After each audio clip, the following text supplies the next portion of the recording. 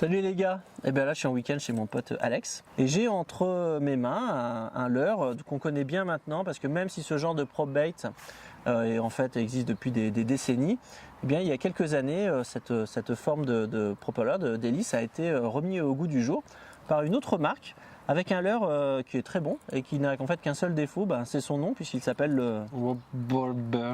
Exactement, et c'est pour ça qu'en fait on est venu avec notre propre proposition et un leurre qui est quand même beaucoup plus simple à nommer puisqu'il s'agit du Snails. Exactement.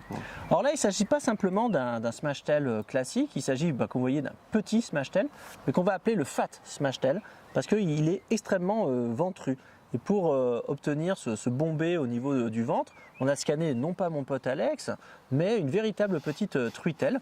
Et on l'a ramené sur un corps de 12 grammes pour 8 cm. Donc vous voyez que c'est un prop bait quasiment finesse et qui est vraiment sympa. Alors en deux mots, pour vous le présenter, tous les prop baits d'une manière générale fonctionnent très bien en récupération linéaire sur l'onde tout doucement. Mais évidemment, surtout par basse luminosité, le smasher justement un petit coup, mettre un petit coup de twitch pour le faire splasher, permet d'appeler les poissons, c'est pas mal.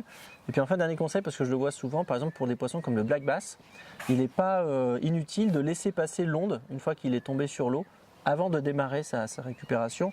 Donc c'est pas des leurres qui sont uniquement dédiés au power fishing ou qui marchent comme ça juste par la magie de leur conception.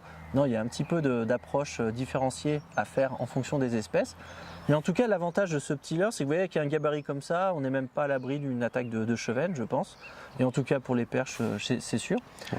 Et puis, il a un autre avantage, je trouve, c'est que si en récupération linéaire, il se présente bien droit sur l'eau, dès que vous le tirez un petit peu, vous faites un petit twitching, et bien en fait, il va avoir tendance à se positionner sur le côté. Et ça, pour une raison simple, c'est pour montrer le coloris au poisson. Parce que sinon, tous ces coloris se ressemblent, ce sont tous des ventres blancs.